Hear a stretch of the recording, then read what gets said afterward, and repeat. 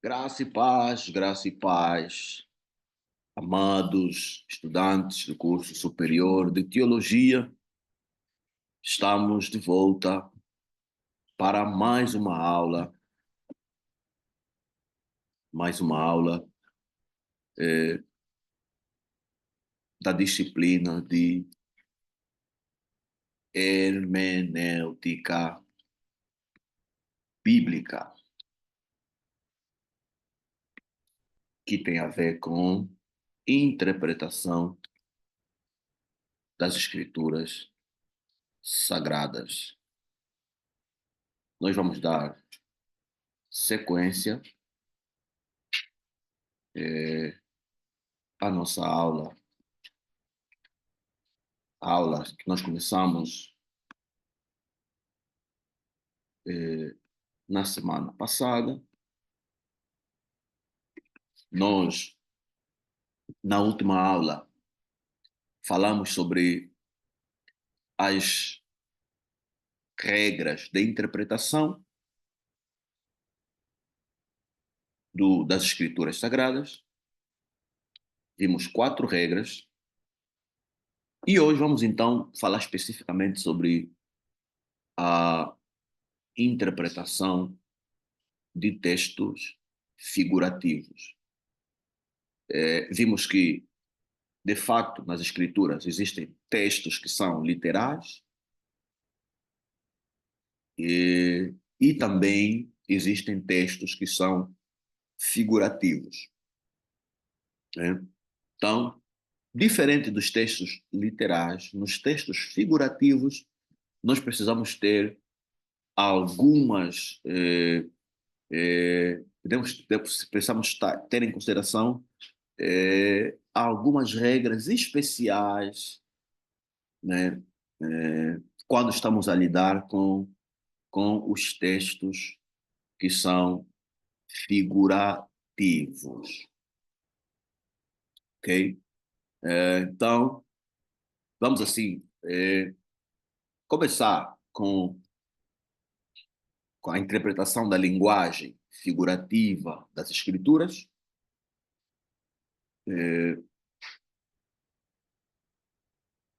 Pronto, nós sabemos que mesmo nós, muitas das vezes, empregamos a linguagem figurativa, principalmente quando nós queremos falar de realidades, de coisas espirituais, né? Pois as coisas espirituais, elas são invisíveis, né? São invisíveis, não conseguimos enxergar com nossos olhos. Então, a forma como normalmente procuramos expressar essas realidades invisíveis é, é comparando, né, com as coisas visíveis. Ou seja, nós pegamos, né, aquilo que nós conhecemos, né, que faz parte da nossa realidade, né, e fizemos então um paralelo, né, nas características que nós temos nas coisas visíveis para eh, fazer um paralelo com a realidade espiritual. E isso nós conseguimos ver claramente nas Escrituras. Por exemplo, Jesus, nos seus discursos, nos seus ensinamentos, ele gostava muito de usar ilustrações, né? Ele gostava de contar parábolas, gostava né, de contar histórias, né? Histórias que era basicamente é, era o que as histórias que Jesus trazia para os seus discípulos. Normalmente ele trazia lições que têm a ver com aquilo que era a realidade cotidiana dos seus discípulos, né? Vamos ver Jesus em muitos casos, né, a trazer, por exemplo, ilustrações, né, do campo, por exemplo, né? Por exemplo, nas parábolas, por exemplo, na parábola né, do semeador, né? Vê que ele traz aí a figura do campo, né? Ele diz que um semeador saiu para semear, né? E ele lançou a semente, e ele diz que uma parte da semente caiu, né, no caminho, outra caiu em pedras, né?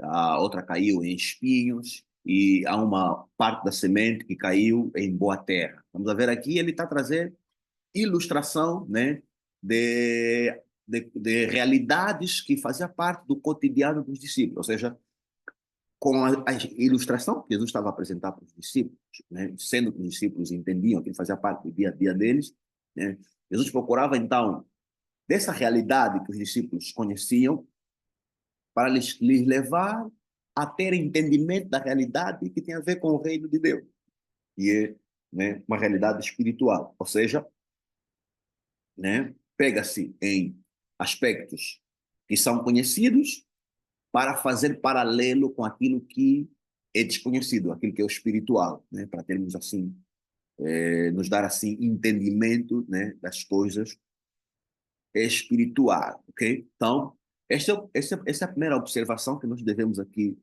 ter em mente. Normalmente, os textos figurados, né, vão procurar narrar assuntos espirituais usando como analogia, né, realidades naturais, né, aquilo que faz parte, né, da realidade dos seres humanos.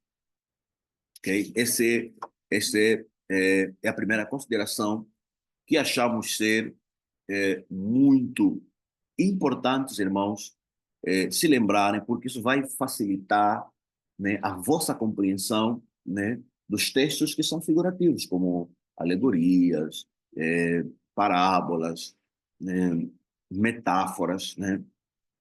Normalmente a lógica seguida é esta, né? É fazer um paralelo entre aquilo que são as coisas naturais, né, para nos ensinar aspecto daquilo que é espiritual, ok? Um, ok, então é assim que as escrituras usam a linguagem figurativa. Ok, agora é, outro aspecto que também de fato nós devemos perceber é que claro que falando-se de aspecto ou coisas espirituais, né? O nosso intelecto não tem como perceber completamente essas coisas, né? Por isso é que as escrituras fazem uma comparação, né? Laçam um paralelo, né? Para nos dar ideia, noção de como é que as coisas espirituais são. Portanto, o que também precisamos aqui ter em atenção? Normalmente, quando por exemplo, a descrever, né, as realidades, por exemplo, aqui terrena, normalmente a descrição, né, visa até adoçar ou engrandecer, né, aquilo que se explica. Muitas das vezes, né? A explicação vai elevar as características, né, do objeto, de fato, que está sendo escrito. Já nas realidades espirituais é o contrário. Normalmente, normalmente é, o paralelo, né, que é feito, ou a forma como normalmente os autores descrevem, né, tentam descrever as coisas espirituais, normalmente a descrição que é feita sobre a realidade espiritual é inferior àquilo que a realidade espiritual em si. Quer dizer que a descrição, né, tenta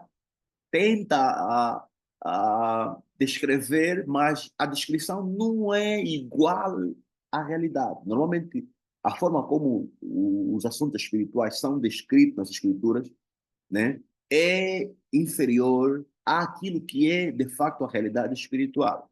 Isso é muito importante, irmãos,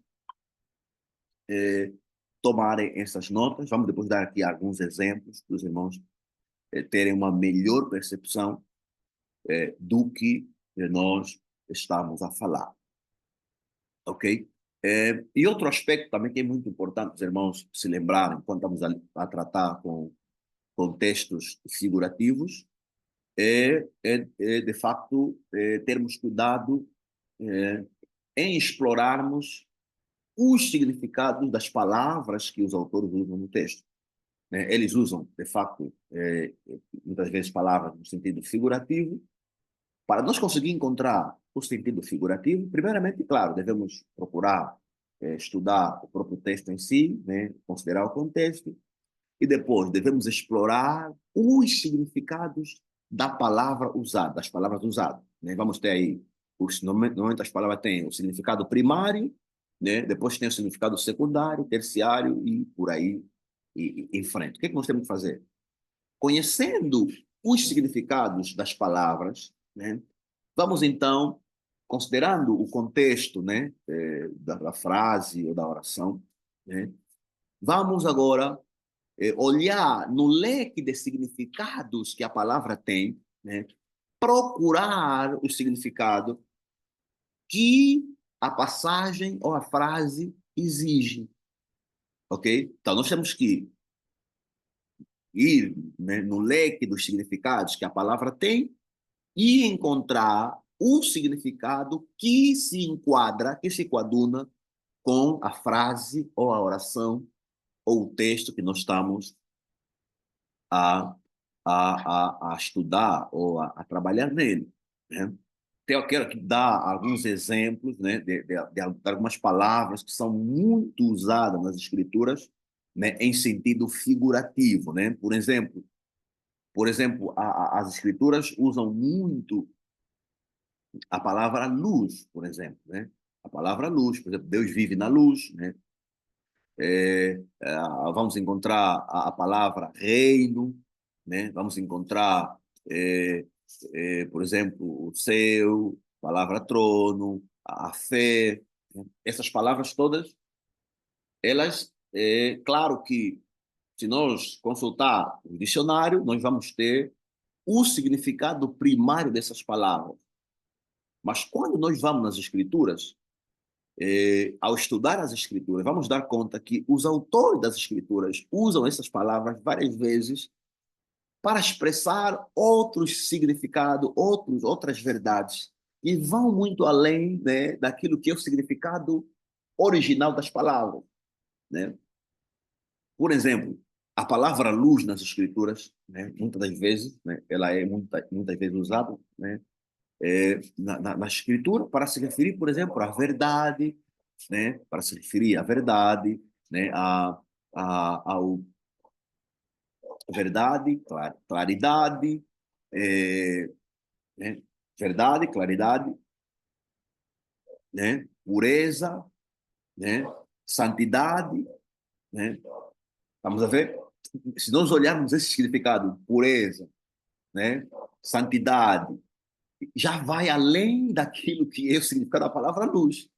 Mas os autores da Bíblia usam essa palavra luz, em algumas passagens, no sentido figurado, para se referir à pureza, à claridade, clareza, santidade, né? Retidão, né?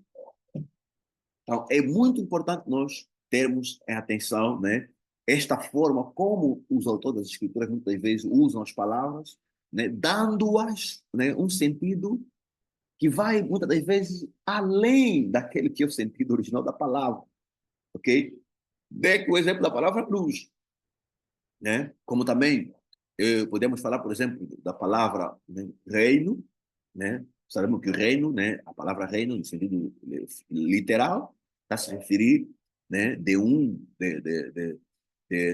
governo, né,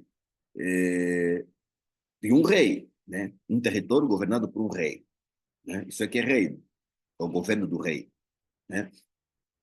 Nas escrituras, né, esse termo reino, né, quando, por exemplo, a Bíblia fala sobre o reino de Deus, né, usa o termo reino para se referir ao domínio espiritual de Deus, por exemplo, né, sobre os humanos, aqueles que creem, né? O domínio de Deus sobre aqueles que creem. Estamos a ver já um significado um pouquinho diferente, né? Para se referir ao do governo, domínio de Deus sobre os seres humanos. Como é que nós entendemos eh, esses significados que os autores da Escritura atribuem para essas palavras? É considerando o contexto como os autores usam, né? Força-nos a chegar a tal conclusão. Exige que essas palavras, né, entendamos que de fato eles entendiam usar nesse sentido, né? E temos, né, outras palavras, como a palavra fé, que é usada muitas das vezes em vários sentidos. Há passagens que a palavra fé se refere, por exemplo, à crença na existência de Deus, né? E na certeza que devemos ter das suas promessas. Mas vamos encontrar passagem em que os autores da Bíblia usam a palavra fé, por exemplo, para se referir, né, ao conjunto de ensinamentos, né, divinos que devemos, de facto, observar, né? E também há ainda essa palavra fé para se referir, por exemplo, né, já falei do conjunto de crenças, né? De crenças que nós devemos, de fato, professar e defender. Portanto, devemos ter aqui em atenção, né, quando estamos diante de uma passagem é, figurada, né? Temos vamos encontrar aqui alguns termos que são usados no sentido figurativo, então temos que ter esse cuidado, né? Ler o texto, ler a passagem, pegar as palavras que estão, né? Pegar cada palavra, procurar, buscar todos os significados da palavra e, dentro, né, entre os leques do significado, né? Determinarmos qual é o significado que a frase exige que nós devemos tomar para ela ter algum sentido. Okay? Então, esta é uma outra observação muito importante que os irmãos, todos nós que interpretamos as Escrituras, devemos ter, né, para compreendermos corretamente o que elas querem nos transmitir. Ok? Outro aspecto muito importante, né? Em alguns casos, o que acontece? Os autores da Bíblia, eles buscam, né? Muitas vezes eles fazem comparação da natureza humana, por exemplo, né? Com aspectos relacionados com o ser de Deus, né? Vamos encontrar passagens, por exemplo, que vão nos dizer que vão falar, por exemplo, das mãos de Deus, vão falar, por exemplo, dos ouvidos de Deus, vão falar, por exemplo, dos olhos de Deus, né? Como se Deus tivesse uma estrutura física, como se Deus tivesse mão, tivesse olhos, tivesse, né, ouvidos, né? Então, são figuras de estilo, atenção, ok? Os autores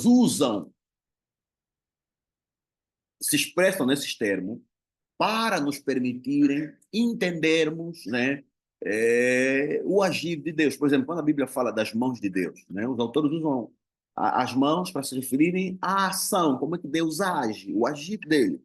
Então, usam a figura da mão. Por exemplo, quando falam dos olhos de Deus, estão se referir, né, à capacidade que Deus tem de enxergar as coisas, né? Enxergar. Deus vê. Deus vê.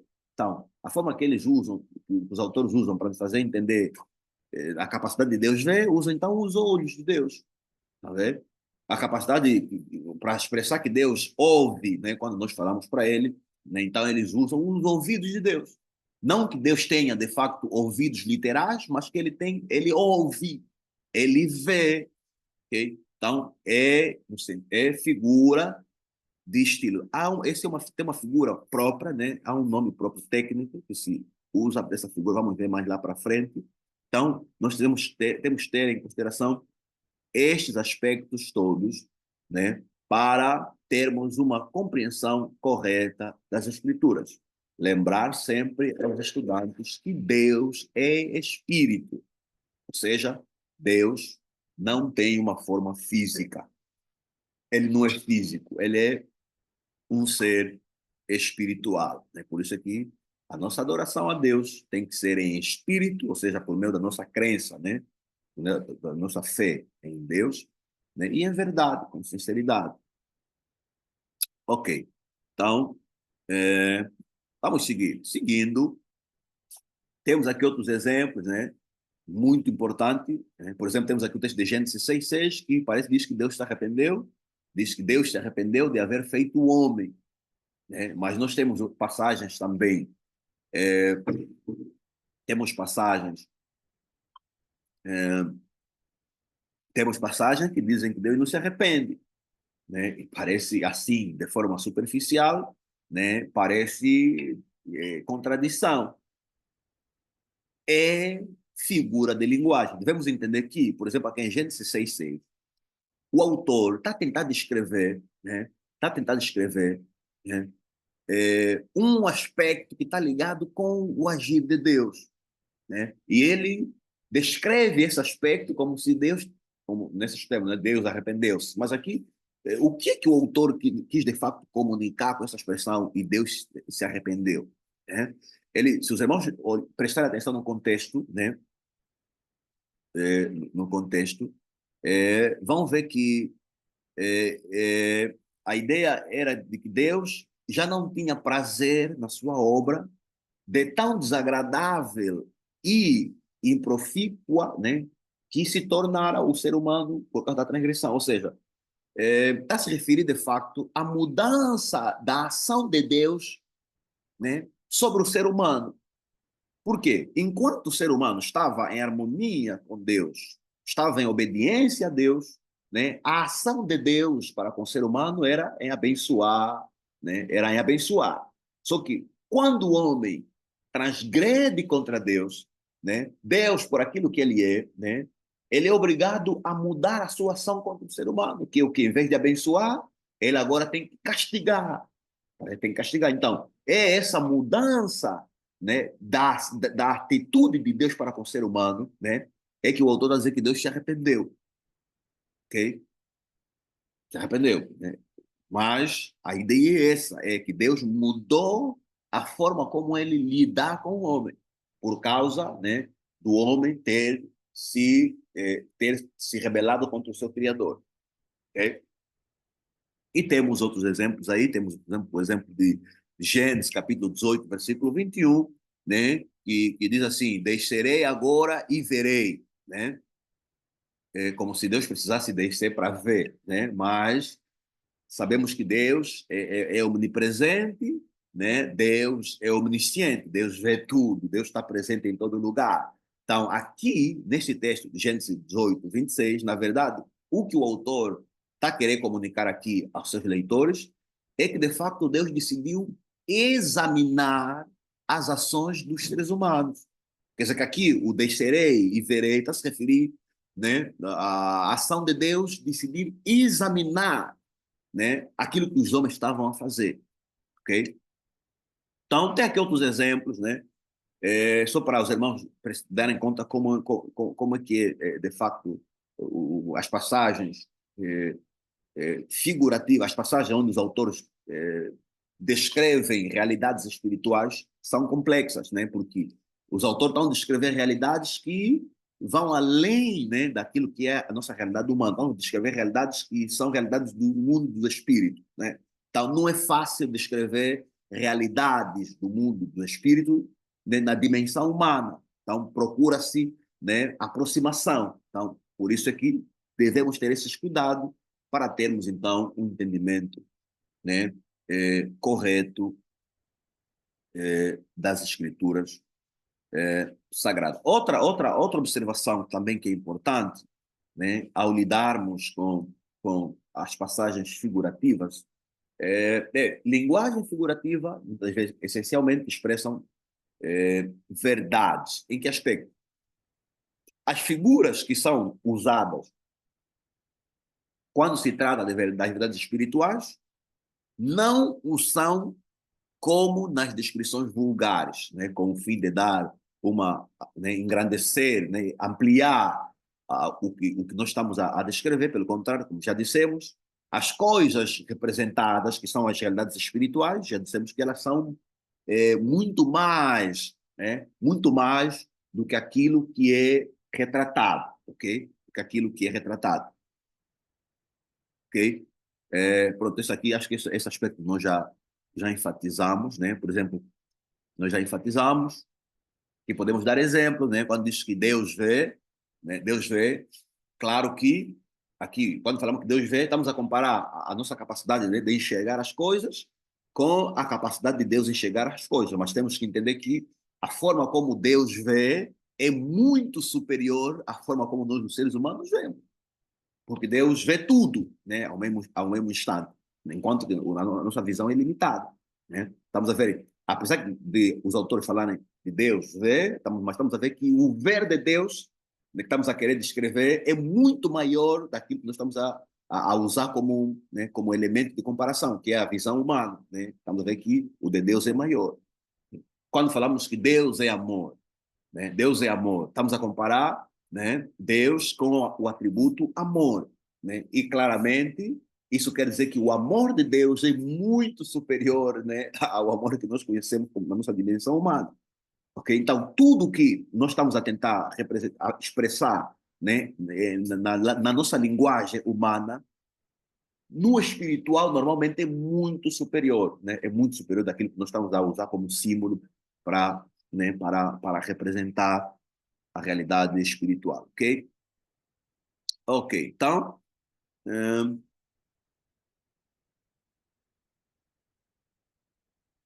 outro aspecto importante é nas passagens figurativas, né, nas passagens figurativas, nem sempre as passagens têm um só significado, né? Nas passagens figurativas, ou, né, uma passagem pode ter mais do que uma significação. Esta é uma das principais diferenças entre um texto, uma passagem literal, né, e uma passagem figurativa. O literal só tem um significado correto, mas já o figurativo pode ter mais do que uma significação correta, ok? Ok, então isso é importante os irmãos se lembrarem desse aspecto. Ok, pronto.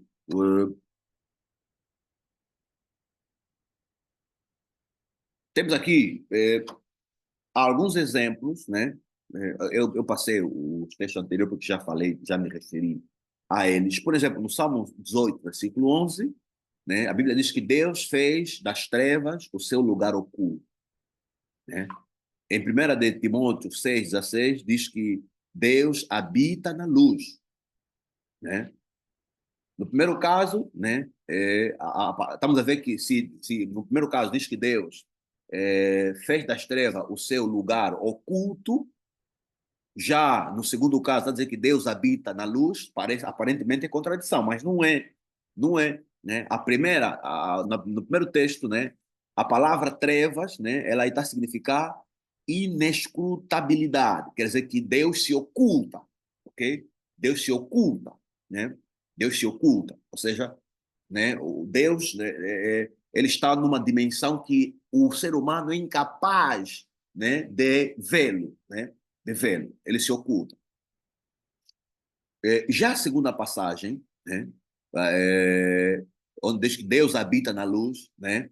Aqui a palavra luz está a significar pureza, né? Deus habita na pureza, Deus habita na santidade, né? Pureza, santidade, inteligência, honra. Estamos a ver aqui que, né, podemos, quer dizer, aqui o significado é múltiplo. Pode ser Deus habita na luz, né, que está se referindo a Deus habita na pureza. Também pode ser que Deus habita na inteligência ou na honra. Qualquer um desses significados aplica-se, né, na passagem de 1 Timóteo, capítulo 6, versículo 16. Tá? Estamos a ver aqui a diferença entre um texto figurativo e literal. Aqui podemos ter, né, múltiplos significados, ok? Porque o texto figurativo nos dá esta possibilidade, diferente do texto literal. Ok? Temos aqui um outro exemplo também que é interessante, né? Por exemplo, Êxodo 33, versículo 2, que diz que o Senhor falava a Moisés cara a cara, né? E logo no verso 20 diz que nenhum homem pode ver a face e viver. Então, como é que se Moisés falava com Deus cara a cara, como é que ele vai dizer que nenhum ser humano pode ver a face de Deus e viver, se Moisés viveu? né? Parece contradição, né? Mas não, quer dizer que nós temos aqui a palavra ver, né, nas duas passagens, sendo usadas em sentidos diferentes. Né? Na primeira passagem, a expressão, né, ver Deus significa ter um contato direito com Deus, sem intervenção de qualquer outra pessoa, né? Quer dizer, contato direito com Deus, né, sem intervenção de uma outra pessoa. Quer dizer, é mesmo com Deus, face a face, cara a cara. Né? Essa é a primeira passagem. Né? Ou melhor, intervenção direta, né? Tipo assim, um diálogo direito com Deus, né? Um diálogo direito com Deus. Esse é o primeiro significado da primeira passagem. Agora, já na segunda passagem, né, está se referindo mesmo a ter visão integral, tipo ver integralmente quem Deus é. Né? Então, em outras palavras, Moisés, né, falava com Deus assim, né? Ele podia falar para Deus, Deus respondia. Aqui, falar com Deus, ver Deus face a face aqui significa isso aqui. Moisés falava com Deus e Deus lhe respondia diretamente. Mas não quer dizer que Moisés viu com seus olhos, né, quem de facto Deus é. Porque na segunda frase ele diz que nenhum homem pode ver Deus e viver. Tá vendo? Ok? Assim conseguimos, de facto, harmonizar, né, a primeira passagem com a segunda passagem. Mas a palavra usada é a mesma. Ok? A mesma palavra, né? Ver. Porém, estamos a ver que o autor usa a mesma palavra, né, em sentidos diferentes, para expressar verdades diferentes. Ok? Então, é muito importante, né, termos atenção a estes aspectos. Ok? Ok. Avançando, só para lembrar que caso os irmãos tenham alguma dificuldade, né, caso os irmãos não entendam algumas coisas que estamos a trazer aqui, vocês podem, no nosso grupo do WhatsApp, né, colocar as vossas dúvidas e nós então teremos o prazer de fazer explicações adicionais se os irmãos necessitarem. Ok? Avançando então, vamos agora falar de figuras tiradas dos factos históricos. O que acontece? É, é preciso os irmãos entenderem que muitas das vezes também a Bíblia, né, em alguns casos, fala de verdades espirituais, né, em termos sugeridos pela história do povo judeu, bem como pelos rituais que o próprio Deus instituiu, né, sobre a nação de Israel. Né? Nós temos, por exemplo, algumas palavras nas escrituras que os autores usam essas palavras para expressar ideias, né, que, para nós entender, temos que conhecer a história de Israel, bem como também as festividades, os rituais que Deus havia estabelecido, né, aos hebreus. É assim que, por exemplo, encontramos aqui, por exemplo, a palavra graça, né? Essa palavra graça que é usada no sentido de um favor divino, né? Graça, vamos ver no Novo Testamento, usa essa palavra graça para se referir a um favor divino não merecido, ok? Um favor divino, né, não merecido, né? Vamos encontrar a palavra justificação na Bíblia, por exemplo, né? A significar, por exemplo, uma bênção evangélica, onde Deus considera o homem, né, o crente, como justo, diante de si, como justo, ok? Vamos encontrar, né, que Deus, por exemplo, é um ser santo, misericordioso, né, que subsiste por si, né? Vamos encontrar a palavra fé sendo usada, né, no sentido de ser um instrumento de santidade, né, e essencial para o homem obter o perdão. Né? Claramente que essas palavras, se nós irmos, por exemplo, né, naquilo que é o significado primário dessas palavras, de acordo com os dicionários, vamos ver que não tem nada a ver. Não vai, não vai, né? Não tem esse significado que os autores da Bíblia atribuíram essas palavras. Né? Mas se nós lermos a história do povo hebreu, conseguimos entender, né, o porquê, né, desses significados que essas palavras, né, ganham. ok? Então, é importante aqui, né, para nós que estudamos as Escrituras, que fazemos interpretação das Escrituras, também nós temos a obrigação de conhecer a história de Israel, né, do povo de Israel, conhecer a lei que Deus deu aos israelitas, aquelas todas as instruções que Deus deu, por exemplo, aos levitas, no livro de Levítico. É muito importante para nós conseguir perceber, né, alguns aspectos, algumas passagens, né, que nós temos nas Escrituras, até mesmo no Novo Testamento. Ok? Um, ok, agora rapidamente, vamos agora então falar dos tipos de figuras, né, que nós encontramos na Bíblia, de tipos de figura de estilo, né, que nós encontramos nas Escrituras Sagradas. Né? Nós, nas Escrituras Sagradas, encontramos, em primeiro lugar, o tropo, né, ou figura. Quando falamos tropo ou figura, estamos a nos referir a uma palavra, né, que tem um significado próprio, porém, os autores usam esta palavra para significar uma outra coisa. Tá vendo? Quer dizer, a palavra tem um significado próprio, mas o autor usa essa palavra mesmo para significar uma outra coisa que não tem nada a ver com o seu significado. Né? Posso aqui dar um exemplo. Por exemplo, o pão. Né? Todo mundo sabe que o pão é alimento, né? É alimento físico, né? Para o nosso corpo. Mas os autores da Bíblia, né? Por exemplo, em muito discurso de Jesus, Jesus usa o pão para se referir, para significar uma outra coisa.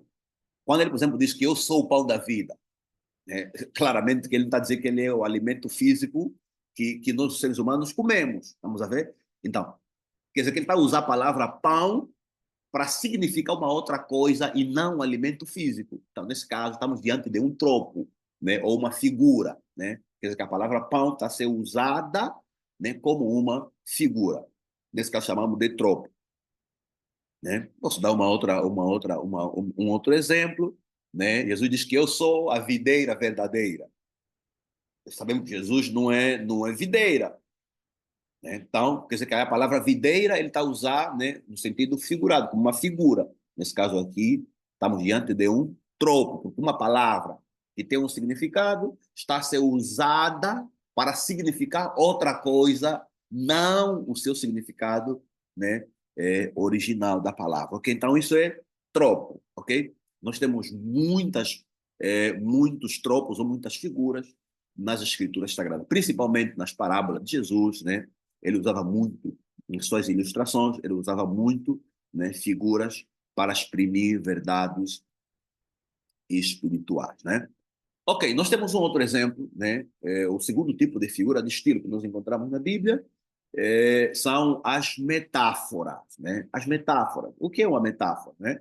Metáfora é quando há alguma semelhança entre as duas coisas a que se aplica o termo. Ou seja, o que o autor faz? O autor é, quer descrever, né, uma realidade, mas ele descreve uma realidade, né, estabelecendo semelhança com outra realidade.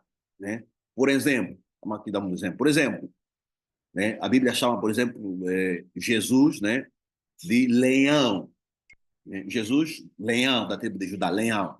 Mas sabemos que Jesus não é leão. Aqui nós estamos diante de uma metáfora, ou seja, o que o autor está fazendo? Está a pegar a figura do leão, né? Tá mostrar que em Jesus existem características que são semelhantes ao que se encontra no leão. O leão tem poder, força, né? É o rei da selva. Então, assim também Jesus, nesse caso, né? Quando a Bíblia diz que Jesus é o leão, então está apresentando Jesus também como sendo o rei, né? Aquele que tem autoridade, aquele que tem domínio, né? Então, isso é metáfora, ok? Estabelecer, né, relação entre duas coisas, né? Se aplica, né? Eu sou a videira, né? Estamos também diante de uma metáfora, né? Estamos diante de uma metáfora, né? Eu sou a videira. Tá apresentar aqui entre a pessoa de Jesus, né? Quer dizer, na pessoa de Jesus existem semelhança entre a pessoa de Jesus e uma videira, né? Aí então, para você perceber, precisa entender o que é uma videira, né? E quando você perceber o que é uma videira e olhar em Jesus, vai conseguir dar conta qual é a relação que podemos encontrar entre a videira e Jesus, né? Aí tu tens que só estudar o texto e claramente e podes perceber, ok? Então isso é metáfora, ok? Eu sou a videira, eu sou a luz, né? A luz do mundo, vós sois o sal da terra, né? É uma metáfora, para fazer uma relação entre aquilo que nós como cristãos devemos ser, né? Com aquilo que o sal é. Então quer dizer que você, estudando as propriedades do sal, consegues perceber o que é que Jesus está querendo dizer com essa expressão, vós sois o sal da terra, ok? É metáfora, ok? E também, é, acho que vamos ter que parar por aqui, quando vamos ficar sem carga, vamos depois fazer uma segunda parte para darmos sequência, né, à nossa aula, ok? Então, até a próxima parte.